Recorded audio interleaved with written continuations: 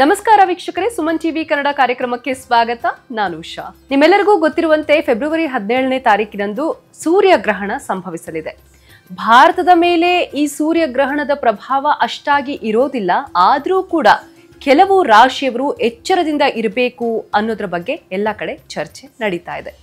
So ಇದೇ ವಿಷಯದ ಕುರಿತಾಗಿ ನಮ್ಮ ಜೊತೆಗೆ ಮಾತಾಡೋಕಿದ್ದಾರೆ ಪ್ರತ್ಯಗಿರಾ ದೇವಿ ಆರಾಧಕರು ಹಾಗೂ ಭಾರತೀಯ ಸಂಪ್ರದಾಯ ಟ್ರಸ್ಟ್ನ ಅಧ್ಯಕ್ಷರಾಗಿರುವಂತಹ ಡಾಕ್ಟರ್ ಮಹರ್ಷಿ ಗುರುಗಳೇ, ಕಾರ್ಯಕ್ರಮಕ್ಕೆ ಸ್ವಾಗತ.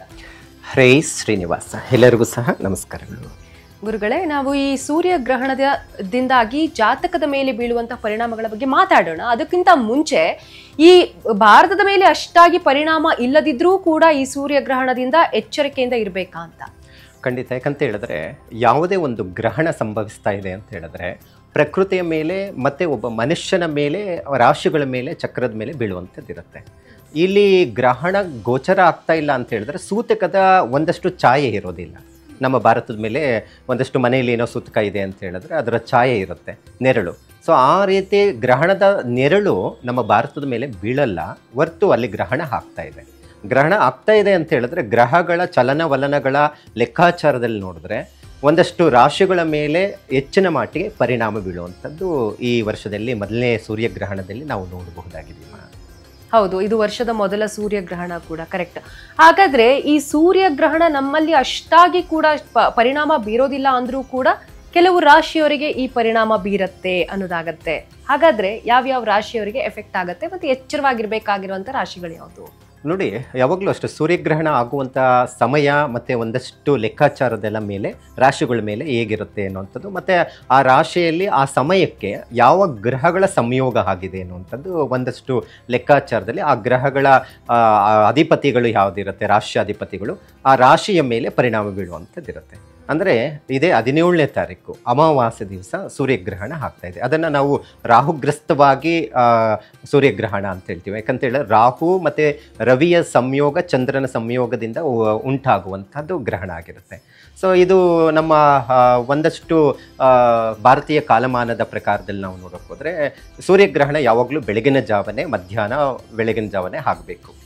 ಚಂದ್ರಗ್ರಹಣ ರಾತ್ರಿ ಕಾಲದಲ್ಲಿ ನಾವು ಗಮನಿಸುವಂಥದ್ದಾಗುವಂಥದ್ದು. ಆದರೆ ಈ ಸತಿ ಬೇರೆ ದೇಶದಲ್ಲಿ ಆಗುವಂಥದ್ದು ಸಮಯಕ್ಕೆ ನಾವು ನೋಡೋಕೆ ಹೋದರೆ ನಮ್ಮ ಭಾರತದ IST ಏನಿರುತ್ತೆ, ಸೊ ಅದರ ಲೆಕ್ಕಾಚಾರದಲ್ಲಿ ನಾವು ನೋಡೋಕೆ ಹೋದರೆ ಸಂಜೆ ಬಂದಿರುವಂಥದ್ದಿದೆ. ಅಂದರೆ ಇಲ್ಲಿ 5 ಗಂಟೆ 31 ನಿಮಿಷಕ್ಕೆ ಪ್ರಾರಂಭ ಆದರೆ ರಾತ್ರಿ 7 ಗಂಟೆ 31 ನಿಮಿಷದವರೆಗೂ ಇರುತ್ತೆ ಗ್ರಹಣ.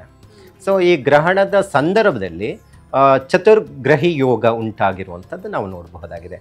ಅದು ಧನಿಷ್ಠ ನಕ್ಷತ್ರದಲ್ಲಿ ಕುಂಭರಾಶಿಯಲ್ಲಿ ಗ್ರಹಣ ಸಂಭವಿಸ್ತಾ ಇದೆ. ಸೊ ಇದರಿಂದ 6 ರಾಶಿಯವರೆಗೆ ಒಂದಷ್ಟು ಸಮಸ್ಯೆಗಳು, ಒಂದಷ್ಟು ಆರೋಗ್ಯದ ಮೇಲೆ ಪರಿಣಾಮ ಬೀಳ್ಬೋದು, ಒಂದಷ್ಟು ಆಪತ್ತು ಎದುರಾಗಬಹುದು. ಅದರಲ್ಲಿ ಆಪತ್ತು ಅಂತ ಹೇಳಿದ್ರೆ ದಿಢೀರು ಈಗೆಲ್ಲ ನಾವು ನೋಡ್ತಾ ಇದ್ದೀವಿ, ಆರೋಗ್ಯದ ಸಮಸ್ಯೆ, ಹೃದಯಘಾತ ಆಗಿರುವಂಥದ್ದು, ಮತ್ತು ಒಂದಷ್ಟು ಬಿಸ್ನೆಸ್ ಇಂಪ್ರೂವ್ಮೆಂಟ್ ಆಗದಿರ ದಿಢೀರಂತ ಲಾಸ್ ಆಗಿರುವಂಥದ್ದು, ಒಂದಷ್ಟು ವೈವಾಹಿಕ ಜೀವನದಲ್ಲಿ ಡಿಸ್ಟರ್ಬೆನ್ಸ್ ಆಗಿರುವಂಥದ್ದು, ಮಾನಸಿಕ ಖಿನ್ನತೆಗೆ ಹೋಗಿರುವಂಥದ್ದು, ಈ ರೀತಿ ಒಂದಷ್ಟು ಪರಿಣಾಮಗಳನ್ನು ಬೀಳುವಂಥದ್ದು ಇರುತ್ತೆ.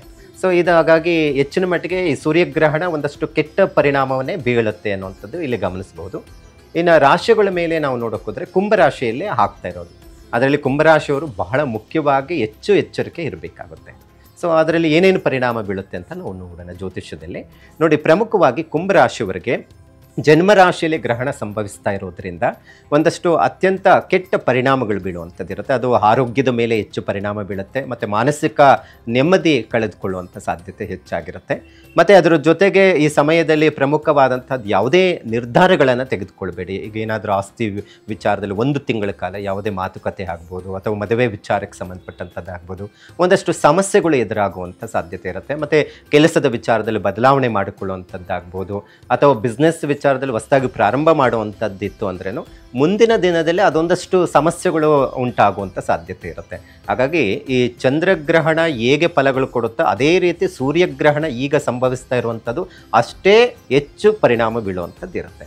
ಹಾಗಾಗಿ ಕುಂಭರಾಶಿಯವರು ಬಹಳ ಜಾಗೃತೆಯಾಗಿ ಇರೋದು ಬಹಳ ಒಳ್ಳೆಯದು. ಆರೋಗ್ಯ ಬಹಳಷ್ಟು ಎಚ್ಚರಿಕೆಯಿಂದ ನೋಡ್ಕೋಬೇಕು. ಈಗಾಗಲೇ ಅನಾರೋಗ್ಯದಲ್ಲಿದ್ದೀರಾ, ಆರೋಗ್ಯದ ಮೇಲೆ ಹೆಚ್ಚು ಪರಿಣಾಮ ಬೀಳುವಂಥ ಸಾಧ್ಯತೆ ಇರುತ್ತೆ.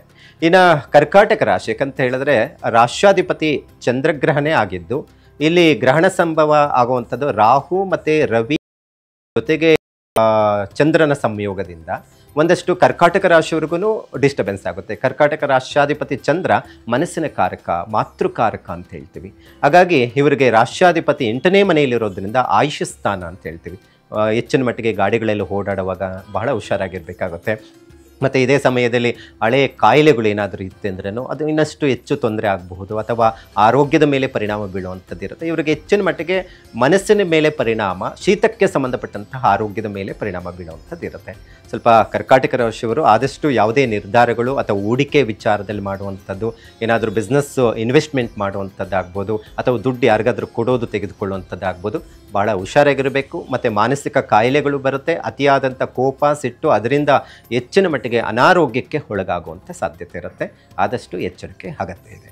ಇನ್ನು ಸಿಂಹ ರಾಶಿಯವರಿಗೆ ವರ್ಷದ ಮೊದಲನೇ ಸೂರ್ಯಗ್ರಹಣ ಆಗ್ತಾ ಇರೋದ್ರಿಂದ ಇವರಿಗೆ ಒಂದಷ್ಟು ಸೂರ್ಯಗ್ರಹಣ ಆಗುವಂಥದ್ದು ಸೂರ್ಯನಿಂದನೇ ಇದು ಸಂಭವಿಸ್ತಾ ಇರೋದು. ಇವರು ರಾಷ್ಟ್ರಾಧಿಪತಿನೇ ಆಗಿರ್ತಾನೆ. ಸೊ ಅದರಿಂದ ಹೆಚ್ಚಿನ ಮಟ್ಟಿಗೆ ವೈವಾಹಿಕ ಜೀವನಕ್ಕೆ ತೊಂದರೆ ಆಗುವಂಥದ್ದು ಇರುತ್ತೆ. ಗಂಡ ಹೆಂಡತಿ ಚೆನ್ನಾಗೇ ಇರ್ತಾರೆ, ಚಿಕ್ಕ ಪುಟ್ಟ ವಿಚಾರದಲ್ಲೇ ದೊಡ್ಡ ಜಗಳಾಗುವಂಥದ್ದು ಇರುತ್ತೆ. ಹಾಗಾಗಿ 1 ತಿಂಗಳ ಕಾಲ ವೈವಾಹಿಕ ಜೀವನದಲ್ಲಿ ಆದಷ್ಟು ಒಂದಷ್ಟು ಸಾಮರಸ್ಯದಿಂದ ಹೋಗೋದು ಬಹಳ ಮುಖ್ಯವಾಗಿರುತ್ತೆ. ಮತ್ತು ರಾಷ್ಟ್ರಾಧಿಪತಿಯೂ ಶತ್ರುಸ್ಥಾನದಲ್ಲಿ ಇರ್ತಾನೆ. ರಾಹು ಜೊತೆ ಇದ್ದರೆ ಮಾನಸಿಕ ಖಿನ್ನತೆಗೆ ಹೋಗುವಂಥದ್ದು, ಬೇಡವಾದಂಥ ಬೇರೆಯವರು ವಿಚಾರಕ್ಕೆ ಸಂಬಂಧಪಟ್ಟಂಥದ್ದು ಜಗಳಗಳು ಮಾಡಿಕೊಳ್ಳುವಂಥದ್ದು ಜಾಸ್ತಿ ಇರುತ್ತೆ. ಈ ಸಂದರ್ಭದಲ್ಲೇ ಚಿಕ್ಕ ಪುಟ್ಟ ವಿಚಾರನೇ ದೊಡ್ಡ ಜಗಳ ಆಗಿ ಕೋರ್ಟು ಕಚೇರಿ ತನಕ ಹೋಗುವಂಥದ್ದು ಇರುತ್ತೆ. ಅದಕ್ಕೆ ಕೆಟ್ಟ ಸಮಯಗಳು ಯಾವುದು ಅಂತ ಹೇಳಿದ್ರೆ ಇಂತಹದ್ದೇ ಬರೋದು ಗ್ರಹಣದ ಸಂದರ್ಭದಲ್ಲಿ. ಮತ್ತು ಗುರು ಬದಲಾವಣೆ, ಶನಿ ಬದಲಾವಣೆ, 7.5 ಅಂತ ಹೇಳ್ತೀವಲ್ಲ, ಸೊ ಇಂಥ ಸಂದರ್ಭದಲ್ಲಿ ತೊಂದರೆಗಳು ಆಗುವಂಥದ್ದು ಇರುತ್ತೆ.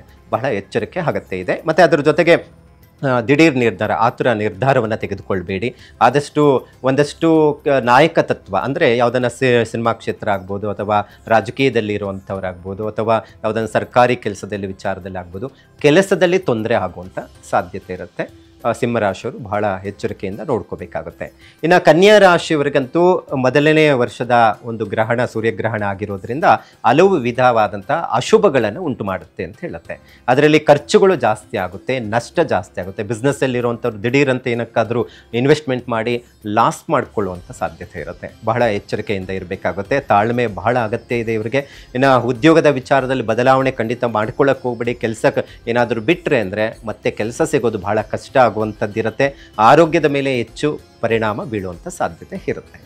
ಇನ್ನು ವೃಶ್ಚಿಕ ರಾಶಿಯವರಿಗಂತೂ ಈ 4ನೇ ಮನೆಯಲ್ಲಿ ಸೂರ್ಯಗ್ರಹಣ ಆಗ್ತಾ ಇರೋದ್ರಿಂದ ಈಗಾಗಲೇ ವೃಶ್ಚಿಕ ರಾಶಿಯವರಿಗೆ ಪಂಚಮ ಶನಿ ಬೇರೆ ನಡೀತಾ ಇದೆ, ಗುರುಬಲ ಇಲ್ಲ, ಈ ಗ್ರಹಣದ ಪ್ರಭಾವವೂ ಹೆಚ್ಚಾಗಿದೆ. ಈಗ ವೃಶ್ಚಿಕ ರಾಶಿಯವರು ರಾಜಕೀಯದಲ್ಲಿ ಬಹಳ ಜನ ಇದ್ದಾರೆ. ಈ ಗ್ರಹಣದ ಪ್ರಭಾವ ಏನಾಗುತ್ತೆ, ರಾಜಕೀಯದಲ್ಲಿ ಒಂದಷ್ಟು ಬದಲಾವಣೆಗಳಾಗುವಂಥದ್ದಿರುತ್ತೆ. ಈಗಾಗಲೇ ನಾವು ಮುಖ್ಯಮಂತ್ರಿಗಳ ರಾಶಿ ನೋಡೋಕೆ ಹೋದ್ರೇನೋ ವೃಶ್ಚಿಕ ರಾಶಿ ಏನಾದರೂ ಪದವಿ ಕಳ್ಕೊಳ್ಳುವಂಥದ್ದು, ಅಂದರೆ ಒಟ್ಟಾರೆ ವೃಶ್ಚಿಕ ರಾಶಿಯಲ್ಲಿ ಒಂದಷ್ಟು ರಾಜಕೀಯದಲ್ಲಿರುವಂಥವರಿಗೆ ಒಂದಷ್ಟು ಬದಲಾವಣೆಗಳು ಕಾಣುವಂಥದ್ದಿರುತ್ತೆ. ಅದು ಕೆಟ್ಟ ಪರಿಣಾಮಗಳ ರೀತಿಯಲ್ಲಿ ಬೀಳುವಂಥದ್ದಿರುತ್ತೆ. ಮತ್ತು ಮನೆ ಕಟ್ಟುವಂಥ ವಿಚಾರದಲ್ಲಿ, ಯಾಕಂದರೆ 4ನೇ ಮನೆ ಆಗಿರೋದ್ರಿಂದ ಮನೆ ಕಟ್ಟುವಂಥ ವಿಚಾರದಲ್ಲಿ ಬಹಳ ಹುಷಾರಾಗಿರಬೇಕು. ಖರ್ಚುಗಳು ಜಾಸ್ತಿ, ಸಾಲಕ್ಕೆ ಸಿಕ್ಕಾಕೊಳ್ಳುವಂಥದ್ದಿರುತ್ತೆ. ಚತುರ್ಭಾವ ವಿದ್ಯಾಸ್ಥಾನ ಅಂತ ಹೇಳ್ತೀವಿ. ಈಗಾಗಲೇ ವಿದ್ಯಾಸ್ಥಾನದಲ್ಲಿ ಎಜುಕೇಷನ್ ವಿಚಾರದಲ್ಲಿ ನಾವು ನೋಡೋಕೆ ಹೋದರೆ ಮಕ್ಕಳಿಗೆ ಎಕ್ಸಾಮ್ಗಳು ನಡೀತಾ ಇದೆ. ಸೊ ಇಂಥ ಸಂದರ್ಭದಲ್ಲಿ ಗ್ರಹಣ ಆಗ್ತಾ ಇರೋದ್ರಿಂದ ಸೋಂಬೇರಿತನ ಜಾಸ್ತಿ ಆಗುತ್ತೆ, ಒಂದಷ್ಟು ವಿದ್ಯಾಭ್ಯಾಸದಲ್ಲಿ ಹಿನ್ನಡೆ ಉಂಟಾಗುತ್ತೆ. ಹಾಗಾಗಿ ವಿದ್ಯಾರ್ಥಿಗಳಿಗಂತೂ ಬಹಳ ಹೆಚ್ಚಿನ ಮಟ್ಟಿಗೆ ಗ್ರಹಣ ಶಾಂತಿಯನ್ನು ಮಾಡಿಸುವಂಥದ್ದು ಬಹಳ ಅಗತ್ಯ ಇದೆ ವೃಶ್ಚಿಕ ರಾಶಿಯವರಿಗೆ. ಇನ್ನು ಮೀನ ರಾಶಿಯವರಿಗಂತೂ ಈ 2ನೇ ವ್ಯಯಸ್ಥಾನ ಅಂತ ಹೇಳ್ತೀವಿ. ಯಾಕಂತ ಹೇಳಿದ್ರೆ ರಾಷ್ಟ್ರಾಧಿಪತಿ ದ್ವಿತೀಯ ಸ್ಥಾನದಲ್ಲಿದ್ದು ವ್ಯಯಸ್ಥಾನದಲ್ಲಿ 12ನೇ ಮನೆಯಲ್ಲಿ ಗ್ರಹಣ ಸಂಭವಿಸ್ತಾ ಇರೋದ್ರಿಂದ ಅನಾರೋಗ್ಯಕ್ಕೆ ಈಡಾಗುವಂಥದ್ದು, ಆರೋಗ್ಯ ಕ್ಷೀಣಿಸುತ್ತೆ ಅನ್ನುವಂಥದ್ದು ಹೇಳುತ್ತೆ. ಮತ್ತು ಶತ್ರುಬಾಧೆ ಜಾಸ್ತಿ ಆಗುವಂಥದ್ದಿರುತ್ತೆ. ಮತ್ತು ಭೂಮಿ ಕಳ್ಕೊಳ್ಳುವಂಥದ್ದು, ಏನಾದರೂ ಆಸ್ತಿ ಮಾಡ್ಕೊಂಡಿರುವಂಥದ್ದು ವಿಚಾರದಲ್ಲಿ ಏನಾದರೂ ಸಮಸ್ಯೆಗಳು ಬರುವಂಥದ್ದು, ಈ ಥರದ್ದೊಂದಷ್ಟು ಕೆಟ್ಟ ಪರಿಣಾಮಗಳು ಈ ಗ್ರಹಣದ ಪ್ರಭಾವದಿಂದ ಆಗುವಂಥ ಸಾಧ್ಯತೆ ಇರುತ್ತೆ. ಸೊ ನೀವು ಹೇಳಿರುವಂಥ ರಾಶಿಯವರು ಸ್ವಲ್ಪ ಎಚ್ಚರವಾಗಿರಬೇಕು ಹಾಗಾದ್ರೆ. ಹೌದು, ಯಾಕಂತ ಹೇಳಿದ್ರೆ ಈ ಗ್ರಹಣದ ಸಂದರ್ಭದಲ್ಲಿ ಒಂದಷ್ಟು ಪರಿಹಾರಗಳು ಅಂತ ನಾವು ನೋಡಬಹುದು. ನಿಜ, ಗ್ರಹಣ ಅಂದ ತಕ್ಷಣ ಗ್ರಹಚಾರ ಅಂತಾನೆ ಅನ್ಕೊಳ್ತಾರೆ ಗುರುಗಳು ಎಷ್ಟೋ ಜನರು. ಸೊ ಅದಕ್ಕೆ ಪರಿಹಾರ ಕೂಡ ಇದ್ದೇ ಇರುತ್ತೆ ಹಾಗಾದ್ರೆ. ಹೌದು, ಖಂಡಿತ. ಯಾಕಂತ ಹೇಳಿದ್ರೆ ನಮಗೆ ಜ್ಯೋತಿಷ್ಯ ಶಾಸ್ತ್ರದಲ್ಲಿ ಏನಾಗುತ್ತೆ ಅಂತ ಹೇಳಿದ್ರೆ ಇದಾಗುತ್ತೆ ಅದಾಗುತ್ತೆ ಅನ್ನೋದಕ್ಕಿಂತ ಅದು ಆಗುವಂಥ ಸಾಧ್ಯತೆಗಳಿರುತ್ತೆ. ಅದಕ್ಕೆ ಹೆಚ್ಚಿನ ಮಟ್ಟಿಗೆ ಜಾಗೃತೆ ವಹಿಸಬೇಕು. ಯಾಕಂತ ಹೇಳಿದ್ರೆ ಗ್ರಹಣ ಸಂದರ್ಭದಲ್ಲಿ ಒಂದಷ್ಟು ಆರೋಗ್ಯದ ಮೇಲೆ ಪರಿಣಾಮ ಬೀಳುತ್ತೆ. ಯಾಕಂತ ಹೇಳಿದ್ರೆ ಮನಸ್ಸಿನ ಕಾರಕ, ಮಾತೃಕಾರಕ, ಪಿತೃಕಾರಕ ರವಿ ಅಂತ ಹೇಳ್ತೀವಿ. ಚಂದ್ರ ಮನಸ್ಸಿನ ಕಾರಕ. ಪರಿಣಾಮಗಳು ಏನಾಗುತ್ತೆ, ಒಂದಷ್ಟು ಭಯಭೀತರು ಇರ್ತಾರೆ, ಏನಾಗುತ್ತೋ ಗ್ರಹಣ ಅನ್ನುವಂಥದ್ದು, ಅಥವಾ ಮಾನಸಿಕ ಖಿನ್ನತೆಗೆ ಹೋಗುವಂಥದ್ದು. ಸೊ ಇಂಥ ಸಂದರ್ಭದಲ್ಲಿ ಏನು ಮಾಡಬೇಕಾಗುತ್ತೆ, ಗ್ರಹಣದ ಮುಗಿದ ನಂತರ ಏನಾದರೂ ಗ್ರಹಣದ ಸಂದರ್ಭದಲ್ಲಿ ನದಿ ತೀರದಲ್ಲಿ ಇದ್ದಾರೆ ಅಂತ ಹೇಳಿದ್ರೆ ನದಿ ಸ್ನಾನವನ್ನು ಮಾಡೋದು, ಹಿರಿಯರ ಒಂದು ಪ್ರಾರ್ಥನೆ ಮಾಡಿ ತರ್ಪಣಾದಿಗಳನ್ನು ಕೊಡುವಂಥದ್ದು. ನೋಡಿ, ಹಿರಿಯರು ಪೂಜೆ ಮಾಡೋದಕ್ಕೆ ಬಹಳ ಶ್ರೇಷ್ಠವಾದಂತಹ ಸಮಯ. ಮತ್ತು ಈ ಗ್ರಹಣದ ಸಂದರ್ಭದಲ್ಲೇ ವಾಮಾಚಾರಗಳು ಜಾಸ್ತಿ ಮಾಡುವಂಥದ್ದು. ವೇದಗಳು 4 ಇರುತ್ತೆ: ಋಗ್ವೇದ, ಯಜುರ್ವೇದ, ಸಾಮವೇದ, ಅಥರ್ಣ ವೇದ ಅಂತ. ಈ ಅಥರ್ಣ ವೇದದಲ್ಲಿ ಬರುವಂಥದ್ದು ಇದೇ ಈ ಕೆಲವೊಂದೆಲ್ಲ ಬ್ಲ್ಯಾಕ್ ಮ್ಯಾಜಿಕ್ ಅಂತ ಹೇಳ್ತೀವಿ. ಸೊ ಮಾಟ ಮಂತ್ರಗಳು ಮಾಡ್ಕೊಳ್ಳುವಂಥದ್ದು, ಮಾಡಿಸುವಂಥದ್ದು, ಮತ್ತು ಕೆಲವೊಂದು ಸಿದ್ಧಿ ಮಾಡ್ಕೊಳ್ಳುವಂಥದ್ದು. ಈ ಗ್ರಹಣ ಸಂದರ್ಭದಲ್ಲಿ ಯಾವ ಮಂತ್ರವನ್ನು ಸಿದ್ಧಿ ಮಾಡ್ಕೊತಾರೋ ಅಷ್ಟೇ ಫಲಗಳು ಪ್ರಾಪ್ತಿಯಾಗುತ್ತೆ ಅಂತ ಹೇಳುತ್ತೆ. ಮತ್ತು ಅದೇ ರೀತಿ ಹಿರಿಯರ ಪೂಜೆ ಮಾಡೋದಕ್ಕೂ ಅಷ್ಟೇ ಶ್ರೇಷ್ಠವಾದಂಥದ್ದು. ಹಿರಿಯರ ತರ್ಪಣವನ್ನು ಬಿಟ್ಟು ಹಿರಿಯರ ಪೂಜೆ ಮಾಡಿ ಸಮುದ್ರ ಸ್ನಾನವನ್ನು ಮಾಡಬೇಕು, ನದಿ ಸ್ನಾನವನ್ನು ಮಾಡಬೇಕು ಅಂತ ಹೇಳುತ್ತೆ ಶಾಸ್ತ್ರದಲ್ಲಿ. ಸೊ ಗ್ರಹಣದ ನಂತರ, ಸೊ ಗ್ರಹಣದ ಸಂದರ್ಭದಲ್ಲಿ ಜಪಕ್ಕೆ ಹೆಚ್ಚು ಮಹತ್ವವನ್ನು ಕೊಟ್ಟಿರುವಂಥದ್ದಿದೆ. ಸೊ ಗ್ರಹಣದ ನಂತರ ಏನು ಮಾಡ್ಕೋಬೇಕು ಈ ಸಂದರ್ಭದಲ್ಲಿ ಅಂತ ಹೇಳಿದ್ರೆ, ಈ ಸೂರ್ಯಬಿಂಬ ಮತ್ತು ಚಂದ್ರಬಿಂಬ ಸಿಗುತ್ತೆ. ಒಂದಷ್ಟು ಅದನ್ನು ಇಟ್ಟು ಪೂಜೆಯನ್ನು ಮಾಡಿ, ಅಕ್ಕಿ ಗೋಧಿಯನ್ನು ಇಟ್ಟು ಪೂಜೆ ಮಾಡಿ, ಅದನ್ನು ಸೂರ್ಯ ನಂತರ ಮಾರನೇ ದಿನ ಅಂತ ಹೇಳ್ತೀವಿ, ಗ್ರಹಣ ಆದಮೇಲೆ ಅದನ್ನು ದಾನ ಕೊಡುವಂಥದ್ದು. ಸೊ ಇದನ್ನು ಮಾಡಿದಾಗ ಗ್ರಹಣದ ಪ್ರಭಾವ ಏನಿರುತ್ತೆ ರಾಶಿಗಳ ಮೇಲೆ ಬೀಳುವಂಥದ್ದು ಕಡಿಮೆ ಆಗಲಿಕ್ಕೆ ಸಾಧ್ಯ ಆಗುತ್ತೆ. ಅಂದ್ರೆ ಇವು ಎಫೆಕ್ಟಿವ್ ಆಗಿರುವಂತಹ ಏನ್ ರಾಶಿಗಳನ್ನ ಹೇಳಿದ್ರಿ ಅವರು ಮಾಡುವಂಥದ್ದು. ಸಾಮಾನ್ಯ ಜನರು ಕೂಡ ಈಗ ಗ್ರಹಣದಿಂದ ಆಗುವಂತ, ಸಾಮಾನ್ಯವಾಗಿ ಗ್ರಹಣ ಆದ ನಂತರ ಕೆಲವೊಂದು ಶುದ್ಧಿ ಕಾರ್ಯಗಳನ್ನ ಮಾಡ್ತಾರೆ, ಮನೆಯಲ್ಲಾಗಿರ್ಬೋದು, ದೇವಸ್ಥಾನದಲ್ಲಾಗಿರ್ಬೋದು. ಆದ್ರೆ ಇದು ಅಷ್ಟೊಂದು ಎಫೆಕ್ಟಿವ್ ಆಗಿಲ್ಲ ಭಾರತದ ಮೇಲೆ ಅಂದ್ರೂ ಕೂಡ ಮಾಡ್ಬೇಕಾಗತ್ತಾ, ಹೇಗೆ? ಇಲ್ಲ, ಯಾಕಂತ ಹೇಳಿದ್ರೆ ಗ್ರಹಣದ ಛಾಯೆ ಇದ್ದಾಗ ಮಾತ್ರ ನಾವು ದೇವಸ್ಥಾನಗಳನ್ನು ಬಾಗ್ಲಾಕಿರುವಂಥದ್ದು, ಮತ್ತೆ ಮನೆಯಲ್ಲೇ ಇತ್ತು ಅಂತ ಹೇಳಿದ್ರೆ ನೀರಿಗೆ ದರ್ಬೆ ಹಾಕುವಂಥ ಪದ್ಧತಿ, ಇವೆಲ್ಲವನ್ನು ಊಟ ಮಾಡಬಾರ್ದು. ಒಂದಷ್ಟು ಊಟವನ್ನು ಮಾಡಬೇಕಾದ್ರೆ ಗ್ರಹಣ ಪ್ರಾರಂಭ ಆಗೋ ಮುಂಚಿತವಾಗಿ 3 ಗಂಟೆಗಳ ಮುಂಚಿತವಾಗಿ ತಿನ್ನಬೇಕು ಅನ್ನುವಂಥದ್ದು ಒಂದಷ್ಟು ವೈಜ್ಞಾನಿಕ ಕಾರಣಗಳಿದೆ. ಇವತ್ತಿನ ಮಟ್ಟಿಗೆ ನಾವು ನೋಡ್ತಾ ಇದ್ದೀವಿ, ಗ್ರಹಣದ ಟೈಮಲ್ಲೇ ಊಟ ಮಾಡಿದ್ರೆ ಏನು ಅನ್ನುವಂಥದ್ದು ಯಕ್ಷ ಪ್ರಶ್ನೆ ಹಾಕಿರುವಂಥದ್ದು ನಾವು ನೋಡ್ತಾ ಇದ್ದೀವಿ. ಅಂದರೆ ಅಲ್ಲಿ ಊಟ ಮಾಡಿಬಿಟ್ರೆ ಏನೂ ಆಗ್ಬಿಡುತ್ತೆ ಅಂತೇನಿಲ್ಲ, ಅಂದರೆ ಜೀರ್ಣಶಕ್ತಿಗೆ ಕಷ್ಟ ಆಗುತ್ತೆ ಅನ್ನುವಂಥದ್ದು ಒಂದು ಕಾರಣ. ಈಗ ರಾತ್ರಿ ಊಟ ಮಾಡೋದು ಲಘು ಆಹಾರ ಆಗಿರುತ್ತೆ, ನೀವು ಯಥೇಚ್ಛವಾಗಿ ಊಟ ಮಾಡಿಬಿಟ್ರೆ ಜೀರ್ಣ ಆಗುವಂಥದ್ದು ಇರೋದಿಲ್ಲ ರಾತ್ರಿ ಕಾಲದಲ್ಲಿ. ಅದಕ್ಕೆ ಅದರದೇ ಆದಂಥ ಮಹತ್ವವನ್ನು ಕೊಟ್ಟಿದೆ. ಹಾಗಾಗಿ ಈ ಸಂದರ್ಭದಲ್ಲಿ, ಗ್ರಹಣ ಸಂದರ್ಭದಲ್ಲಿ ಹೆಚ್ಚು ಆಹಾರವನ್ನು ಸೇವನೆ ಮಾಡೋದ್ರಿಂದ ಸಮಸ್ಯೆಗಳು ಬರುತ್ತೆ ಆಹಾರದ ದೇಹದ ಮೇಲೆ ಅನ್ನುವಂಥದ್ದು ಇರುತ್ತೆ.